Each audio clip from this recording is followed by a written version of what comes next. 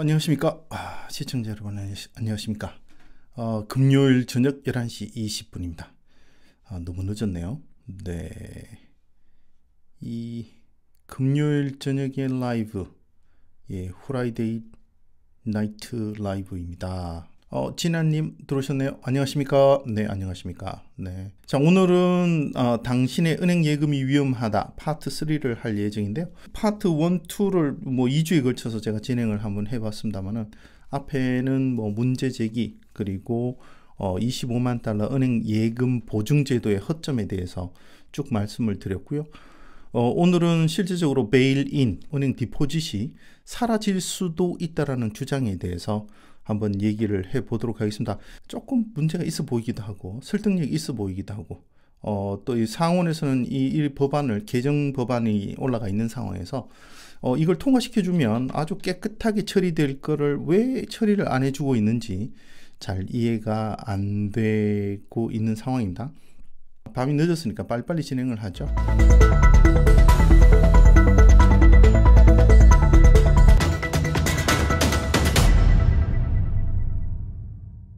자, 이제 본격적으로 세 번째 파트에 대한 베일인에 대한 얘기를 한번 해보도록 하겠습니다. 자, 제가 베일인 정리를 했는데 하여튼 최대한 한번 제가 이렇게 설명을 잘 들어보겠습니다만 제대로 될지는 모르겠네요.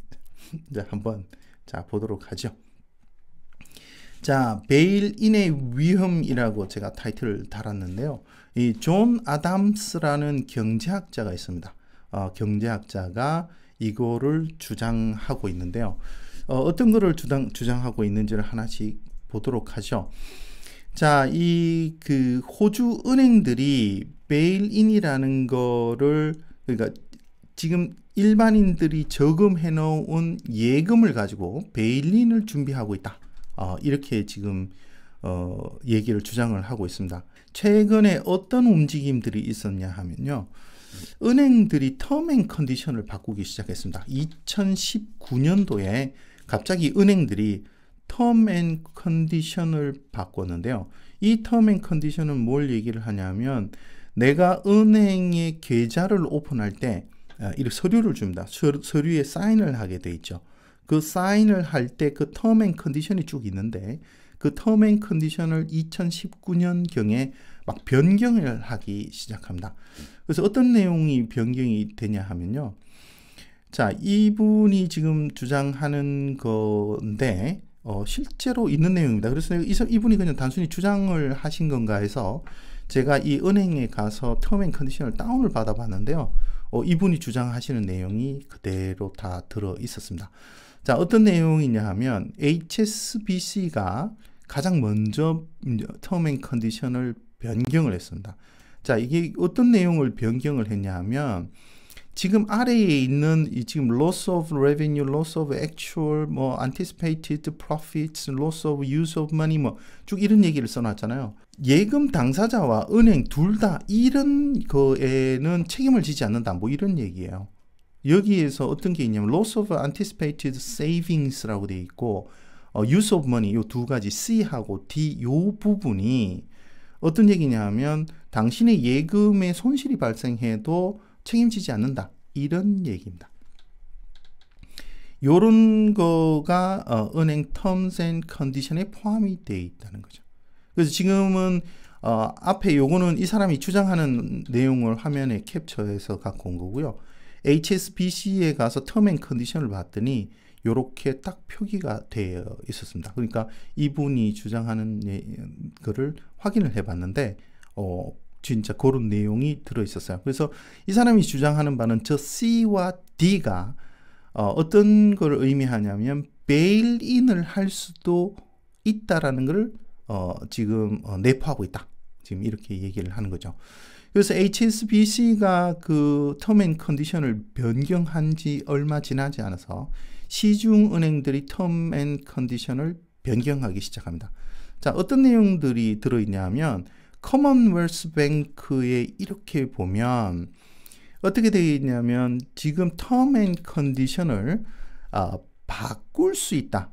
그래서 최소한 30일 정도를 노티스를 주고 term and condition을 바꿀 수 있다라고 얘기를 하는데, 여기서 어떤 게 있냐면 어떤 경우에는 이 자신들이 크레딧 리스크하고 어떤 손실이 발생할 경우에 노티스 없이 term and condition을 바꿀 수 있다. 뭐 이렇게 바꿨어요. 이거 좀 말이 안 되지. 예를 들어서 term and condition 어떤 종류의 계약이잖아요. 그러면 내가 거기에 동의를 하는 거잖아요. 동의, 뭐 어떤 변경사항이 있으면 나한테 알려주고, 그럼 내가 그걸 동의를 해야 그게 변경이 될 거 아니에요. 근데 그게 아니고 어떤 경우는 30일을 주기는 하는데 어떤 경우는 굉장히 짧은 노티스나 아니면 no notice라고 돼요. We may give you a shorter notice period or no notice of a unfavorable change if we believe doing 뭐 이렇게 해서 credit risk or our loss라고 이렇게 돼 있어요. 그러니까 이게 자신들이 은행이 손실이나 크레딧 리스크가 있는 경우에는 아주 짧은 노티스나 노티스를 주지 않고 term and condition을 변경하겠다는 거예요. 이게 커먼웰스 뱅크도 그렇고 NAB도 그렇고 웨스트팩, ANZ, 뱅크 오브 퀸슬랜드, 크레딧 유니언 이런 데들이 2019년도에 term and condition을 바꿨습니다. 그래서 이 사람들이 주장하는 바는 뭐냐면 이런 시중은행들이 term and condition을 바꾸는 게 지금 현재는 베일인이라고 딱 못 박지 않았지만 이 베일인을 하기 위한 준비 작업이 아니냐, 지금 이렇게 주장을 하는 거죠. 자, 그럼 베일인을 자꾸 지금 제가 말씀을 드리는데 조금만 설명을 드리면 베일인이라는 거는 지금 디포짓이 있잖아요. 디포짓을 뭘로 바꿔서 주냐 하면 주식으로 바꿔줘 버립니다. 그러니까 내가 당신한테 빚을 지고 있는데 당신이 우리 회사에 투자한 걸로 해서 주식으로 바꿔서 주는 거죠. 채권으로 주는 경우입니다. 그러면 주식이나 채권을 줘버리면 나는 그걸 들고 있는데 은행이 망해버리면 이건 돈은 다 날아가는 거죠. 주식은 휴지 쪼가리가 되는 거 아니겠습니까? 그러니까 이제 그게 베일인이거든요. 그러니까 지금 term and condition은 내가 뱅크 디포짓을 세이빙 어카운트를 오픈할 때 사인하는 term and condition에는 베일인이라는 말이 없어요. 없는데 term and condition을 노티스 없이 바꿀 수 있다. 이렇게 조건을 달아놨다는 거죠. 그러니까 이거를 지금 걱정을 하는 거예요. 근데 이걸 걱정하는 또 배경이 또 하나 있습니다. G20인데요. 2014년도 G20 브리스베인에서 G20 회의를 했었는데 거기에 의제가 뭐가 있었냐 하면 글로벌 금융위기 2008년도에 글로벌 금융위기를 겪고 났더니 야, 이 은행 금융권의 그 도덕적 해이죠. Too big to fail. 그러니까 대마불사란 얘기가 있지 않습니까? 은행이 국민들을 담보로 디포짓을 한 사람을 담보로 막 영업을 막 굉장히 부실하게 합니다. 굉장히 리스크하게 운영을 하는 거죠. 운영을 해서 나중에 망하게 되면 우리 망하면 여러 사람 다칠 텐데 이러면 정부가 아이고 그러면 안 되지. 그리고 이제 공적 작업을 막 투입해서 은행을 살려주는 이런 일들이 있죠. 뭐 한국에도 뭐 여러 가지 뭐 조선소나 뭐 여러 가지 금융권이나 이런데 지금 엄청난 공적 자금이 들어갔는데 공적 자금이 회수가 안 되고 있다 그러지 않습니까? 그러니까 지금 전 세계가 똑같은 일이 벌어졌던 거죠. 글로벌 금융위기 때 엄청나게 그 은행이나 금융권을 살리기 위해서 공적 자금이 과다 투입되다 보니까 정부의 부담이 굉장히 늘어났다는 거죠. 그래서 G20 회의에서 이거를 종식하자. Too big to fail이라는 이 개념을 종식해서 금융기관도 망할 수 있게 해야 된다. 또는 자구책을 마련할 수 있도록 만들어야 된다. 이렇게 하면서 20개국이 베일인과 관련된 글로벌 프레임워크에 서명을 하게 됩니다. 그래, 그렇게 하자. 그러면 정부가 이제 법안을 수정을 해서 베일인을 할 수 있는 상태로 만드는 그 법적 그 기본적인 거를 다 준비하게 되는 거에 합의를 했다는 얘기죠. 그래서 이게 2014년도에 이런 일이 있었습니다. 그래서 베일인이 필요하다는 필요성이 점차 늘어나게 되는 거죠. 근데 이제 이거를 베일인에 관련되는 법률이 이제 도입이 됩니다. 근데 이게 딱 베일인이라고 돼 있지 않아요. 돼 있지 않는데 이 사람들이 이 경제학자들이 지금 들여다봤더니 이거는 베일린과 동일한 것 같다라고 주장을 하는 겁니다. 이게 2018년도에 말콤 텀블 정부 시기 때 뱅킹 액트 1959이라는 법률안이 있는데 이게 은행법이겠죠. 은행법을 수정합니다. 그래서 은행법을 수정해서 아프라라고 금융 규제 당국에다가 재정 위기가 왔을 때 이를 극복하기 위한 새로운 규제 방안을 하나 마련해 줍니다. 그게 바로 베일인이고, 베일인이라고는 명기되어 있지 않은데 이걸 Conversion and Write-off Provisions라고 해서 이런 부분이 여기에 추가가 됩니다. 그래서 이제 이 법 개정이 일어나는데요. Financial Sector Legislation Amendment라고 해서 Crisis Resolution Power and Other Measures에서 이게 Crisis Act라고 해서 어떤 재정 위기가 왔을 때 이걸 해결하는 방법에 대한 것을 규정하는 법률이 되는 것 같습니다. 그래서 이게 규정이 됐는데 여기에 어떠한 부분이 문제가 된다고 지적이 되냐 하면 이걸 한번 보죠. 2018년도에 난 겁니다. 자, 이 부분인데요. 1CAA definition이라는 곳에 정의가 되어 있는데요. Conversion and Write-off Provision means 해가지고 쭉 되어 있는데 이건 뭐냐면 Conversion and Write-off는 떨어버린다는 거죠. 털어버린다는 얘기입니다. 그래서 내가 채무가 있으면 털어버린다는 거죠. Conversion은 바꾼다는 얘기겠고요. 근데 여기에 그 대상이 되는 거를 Additional Tier 1 and Tier 2 Capital이라고 되어 있고 or any other instrument라고 되어 있습니다. 그래서 Tier 1, Tier 2 캐피탈에 대해서는 뒤에 조금 이따가 설명을 드릴 거고요.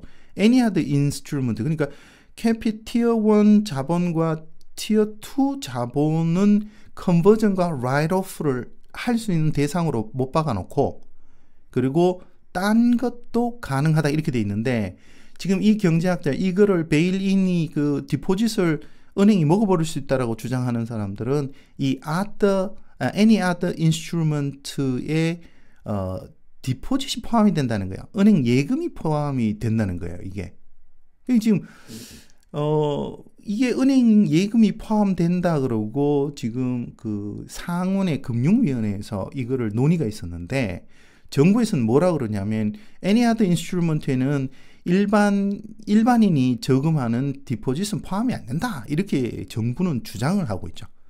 정부는 그렇게 주장을 하고 있고 반대쪽에서는 이렇게 애매하게 법을 만들어 놓으면 나중에 이거 포함시킬 수 있는 거 아니야?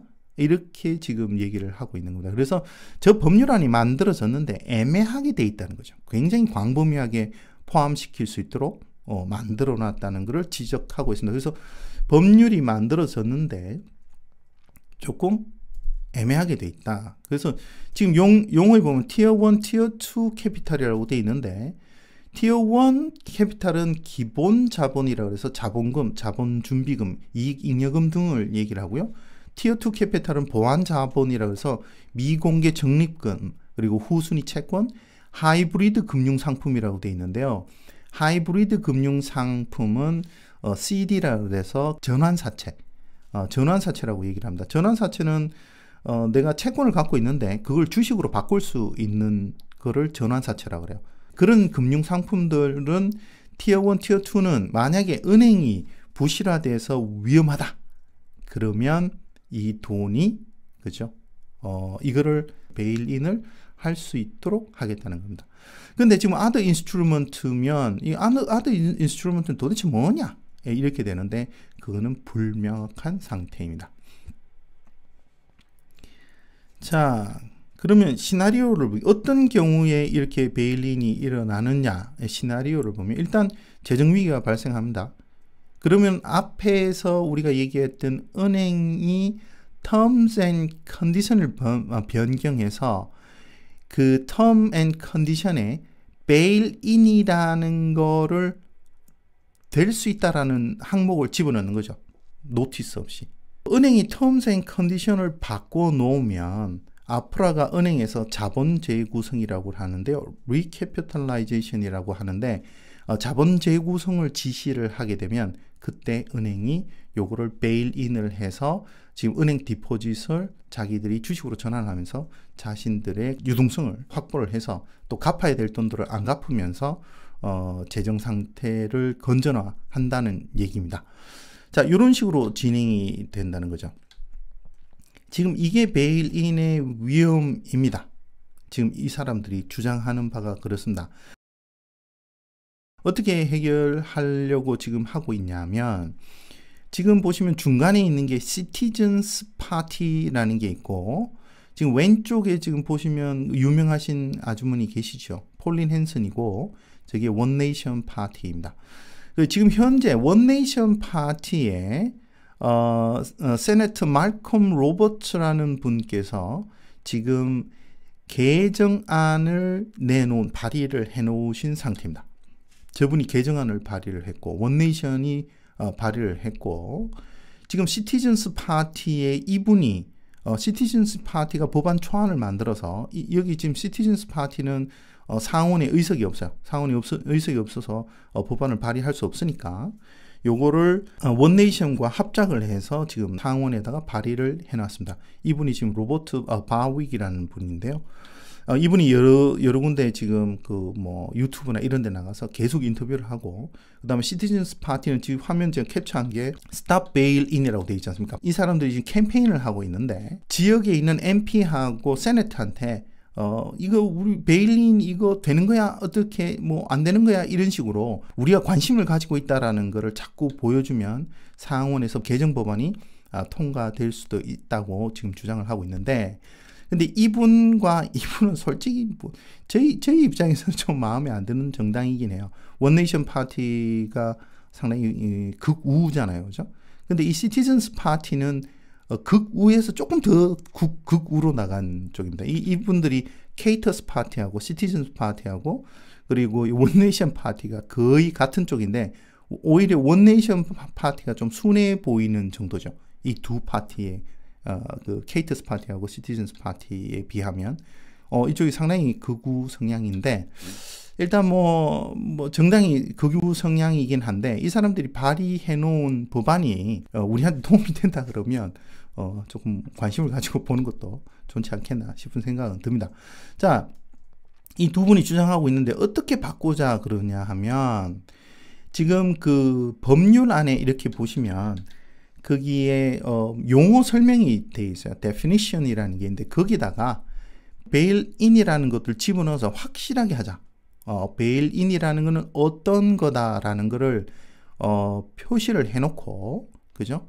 그 다음에 아까 보여드렸던 any other instrument라는 거에다가 괄호하고 not including deposit account라는 거를 추가하자. 클리어하게. 그러니까 너네들 정부가 any other instrument가 디포짓을 포함하지 않고 나머지 어떤 그 캐피탈들을 범위를 좀 넓게 가져가기 위해서 그렇게 표기를 해놨다면 좋다.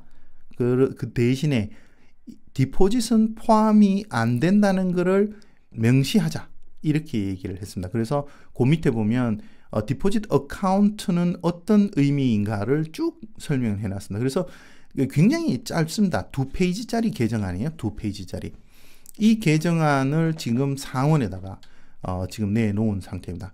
이 지금 개정안을 발의했는데 8월에 상정 실패를 했습니다.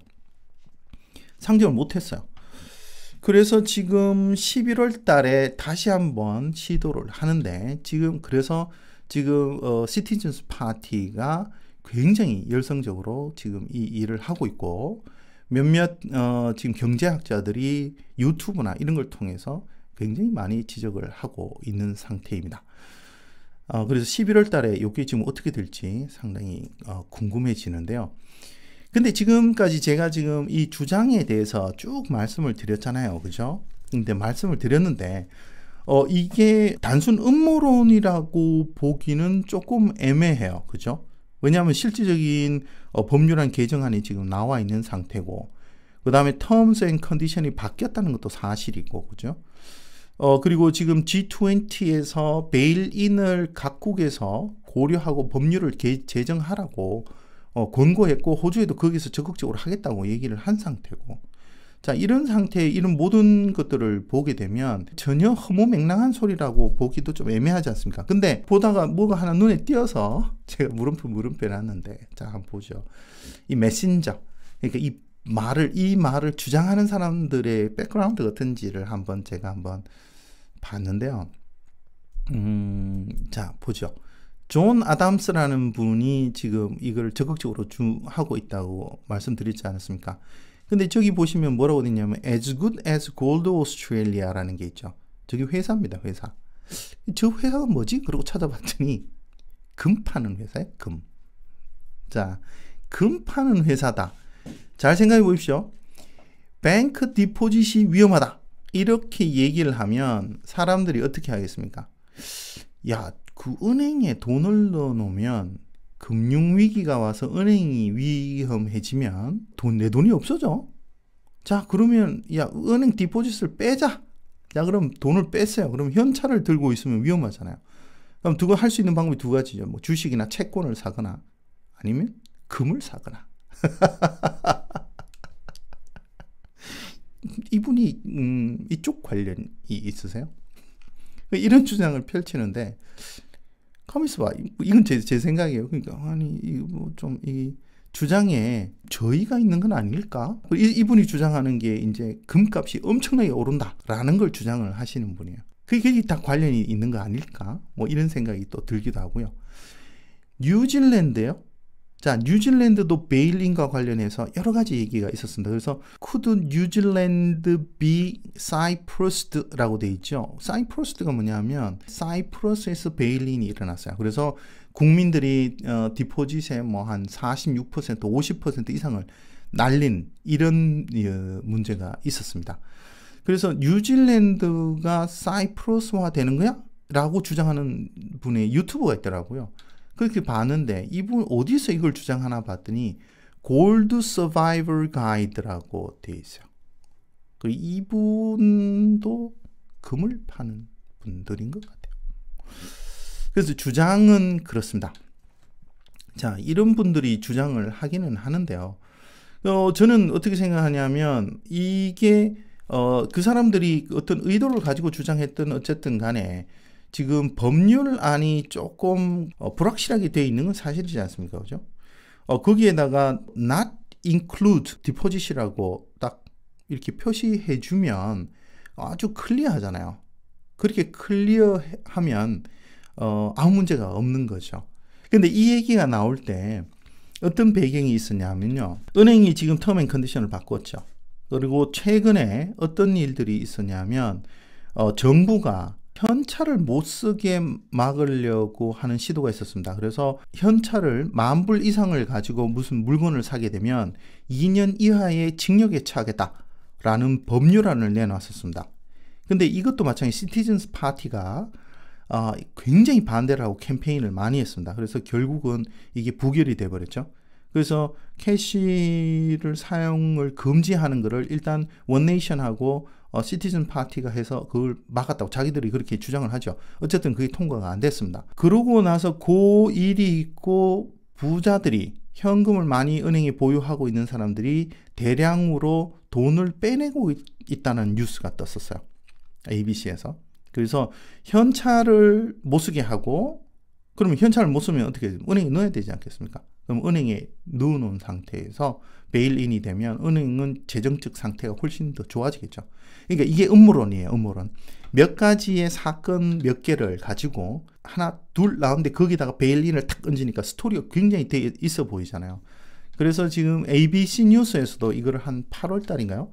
한번 이거를 아주 그 분석 기사로 해서 길게 한번 다룬 적이 있습니다. 그래서 사람들이 불안해하는 이유는 그렇게 캐시를 사용하는 걸 금지하는 법안, 그리고 부자들이 현찰을 빼는 현상, 이런 뉴스가 있은 다음에 이게 나와서 상당히 불안감을 조성하고 있다. 뭐 이렇게 얘기를 하고, 실제적으로는 그 정부나 이런 데서는 은행이 부실화될 염려가 없다. 왜 그러냐면 실업률 20%, 부동산 가격 하락이 40% 극단적인 그 시나리오를 가지고 은행에 스트레스 테스트를 했답니다. 스트레스 테스트를 했는데 은행의 재정 상태는 문제가 없었다라고 주장을 하고 있고요. 그러니까 베일리는 일어날 리가 없다라는 걸 주장을 하는 거죠. 근데 정부에서 주장하는 것과 이쪽에서 주장하는 게 조금 다른 거는 뭐냐면 법률안이 좀 이렇게 애매하게 돼 있으니까 그걸 확실하게 해달라. 은행 예금은 포함이 안 되는 거라고 표시만 해주면 될 거 아니냐라고 얘기를 하는 거죠.